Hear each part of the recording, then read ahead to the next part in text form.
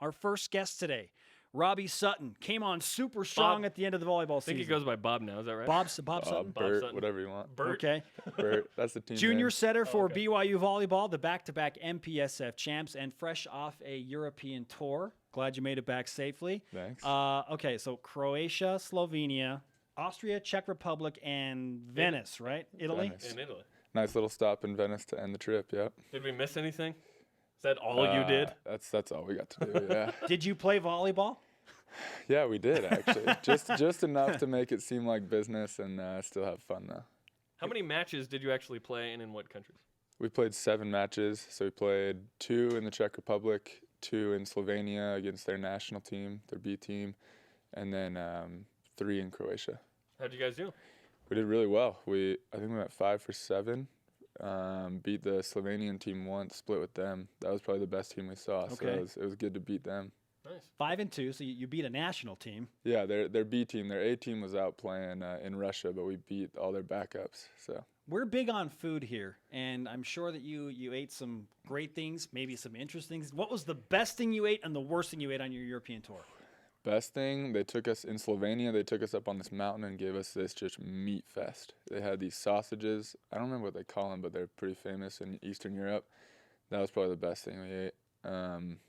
Worst thing, just the bland food. They don't have a lot of flavor. So in general, I wasn't like super surprised with every meal I had, but So you didn't eat anything weird like silkworm larvae or No. like no.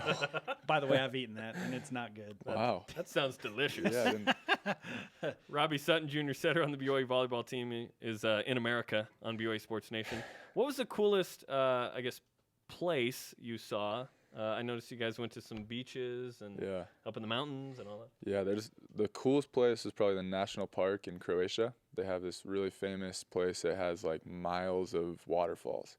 And it's just these big lakes that the whole entire thing turns into waterfalls. It's pretty amazing. At That's any awesome. point during this trip, are you thinking, I'm in Europe? Like Yeah. this is crazy. Was that not surreal for I'm on you? a boat.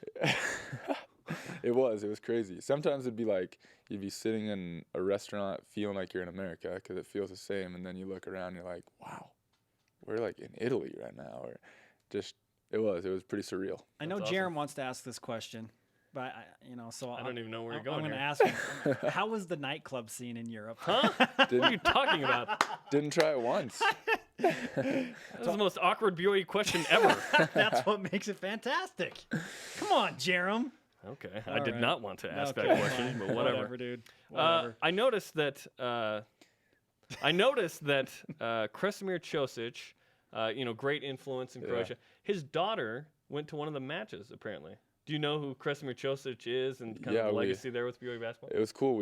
The mission president in Croatia came and gave us like a Sunday school lesson almost specifically on him and his impact he had, Wow. which was really cool to see all the impact that he had. But I didn't know his daughter was there, actually. Maybe I'm wrong. Maybe it Whoops. wasn't if you didn't know. But I heard, or I guess I've read different stuff on Instagram Yeah. or on Facebook. But just the legacy that he meant. And if you're not familiar with who he was, played basketball in the 70s here at BYU.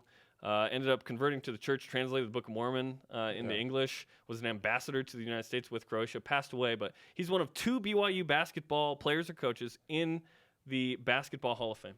The guy is legit. And so you guys go to Croatia where he had this major influence. What did Yeah. you learn about him? Just learned how everybody in Croatia loved him before he even came.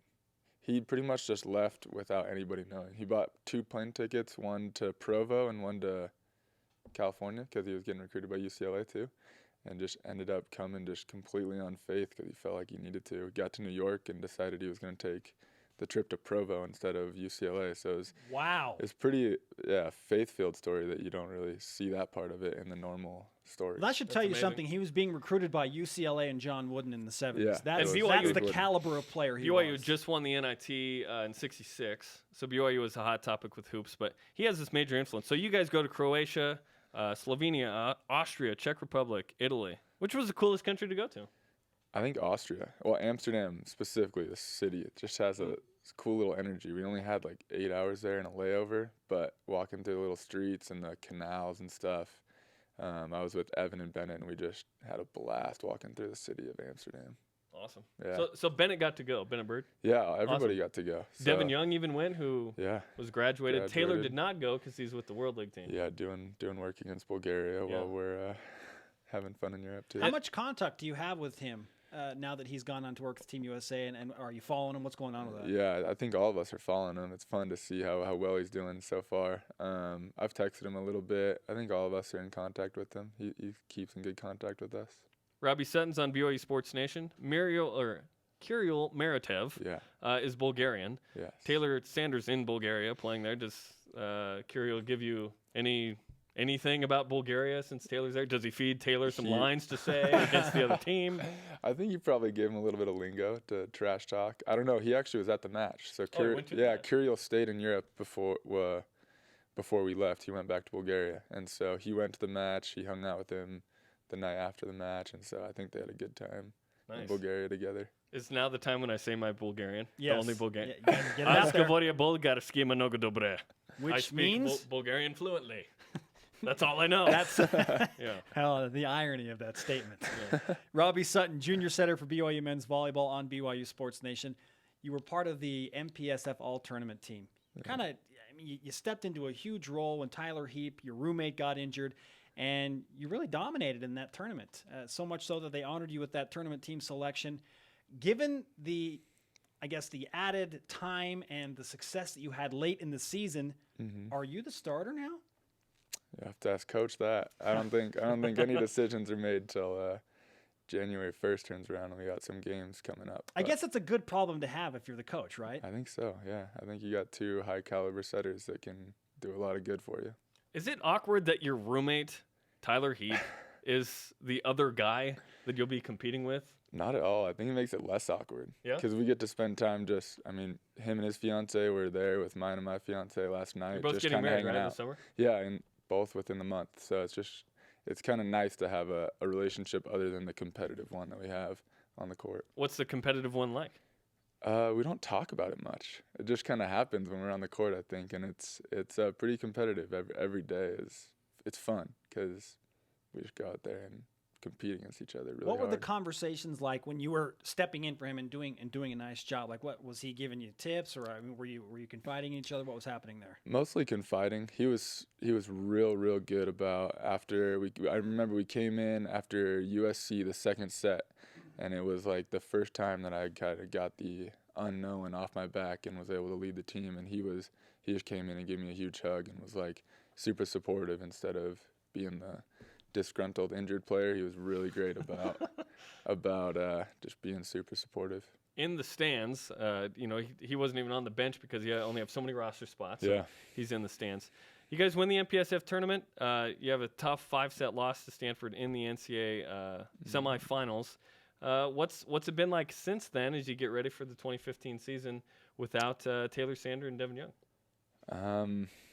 I don't know. I think it's been personal for everybody. There hasn't been a lot of team stuff going on, but I was in the gym or in the locker room yesterday and already seeing 2 or 3 guys back in the weightlifting, and so I think it's a personal thing already. We've had some sour endings the last 2 years, and so everybody's taking it upon themselves to get back there again. It seems like of all the years where maybe you needed the foreign trip, you can take one every 4 years. It was this year. Yeah. It's that you won't have Taylor. This is a different group. You guys need to mesh, and there's some value in that. Yeah. Taking that trip.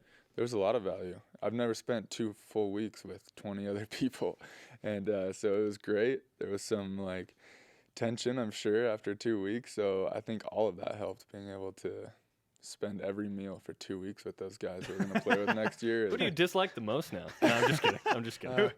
Yeah, who's the loudest eater? Who's the most annoying? Yeah, who was the funniest guy on the trip, or the Funniest goofiest guy? I don't know. Those long bus rides took the worst out of all of us. For example? I don't think one can put it. Well, we would play Finney. It's a card game. We played way too much Finney, and so everybody had their bout of being the funny guy when they would get beat in Finney. So Who's the person most likely to get lost in Europe? lost. Not Tim Dobbert. Not Josue Rivera, say because you Josue. I'm just gonna look. say Oh, Josue. it would even with his shoes. Oh, that's true. His Maybe neon anybody would be beacon able to find emanating him. shoes. Like, where's? He's Oh, not there's wearing those Josue. on He's the over there. street, right? I can see there's a gleam over there. I want to ask you about that too. The dynamic of having a German, a Puerto Rican, and a Bulgarian on this team.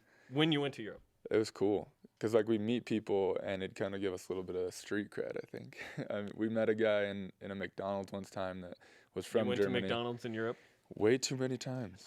Yeah. What? I only ate there once, but a lot of the guys on That's the team acceptable. were there a lot. But yeah, it was a nice I went there a week into it. It was a nice taste of home when I was missing it. But yeah, we were just there. That was the meeting spot all the time because there's always a McDonald's. So, and we met a German guy from a town right next to Tim's town. So it was cool to be able to relate to people in a really not close way, but in a way. Sure. I get it. The dynamic of BYU volleyball with the exposure they get on BYUtv and the fact that it is a niche sport and it's really popular in Europe. Yeah. Did you have people recognize you? Were they aware of BYU volleyball and what they do when you were playing over there? I don't think any of us on the street met anybody like that, but at the games, we would have a great crowd.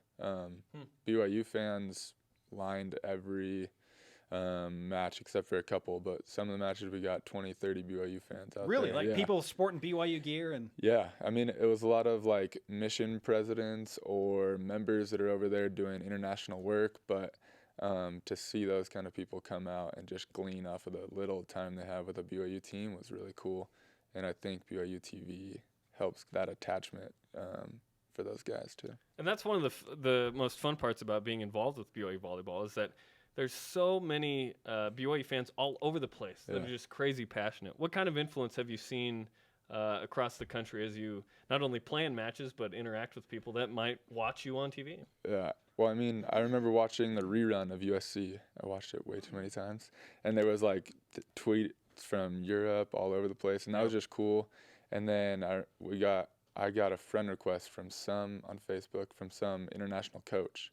And so it's just You're like, all interesting. right, professional. Yeah, exactly. It's like, hey, no, I don't even know. I don't know who he is. I don't know what team he coaches for, but just to know like people are watching us. yeah, they're from aware all of you. over. Yeah, and I wouldn't have expected that. Going over there, I didn't know how we matched up with the caliber of play, and so it was fun to go and beat some of those teams and know that we can hang with a lot of the professional teams, even though we didn't play the high-level ones. Robbie Sutton, junior setter for BYU men's volleyball.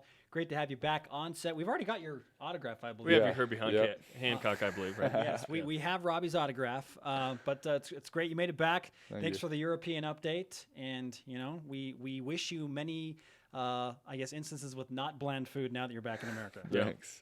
Lift some weights, brother. Yes, will do. Speak for yourself, Yeah, Jerem. I don't need to. I'm not on scholarship. Okay. Hey, Robbie, thanks, man.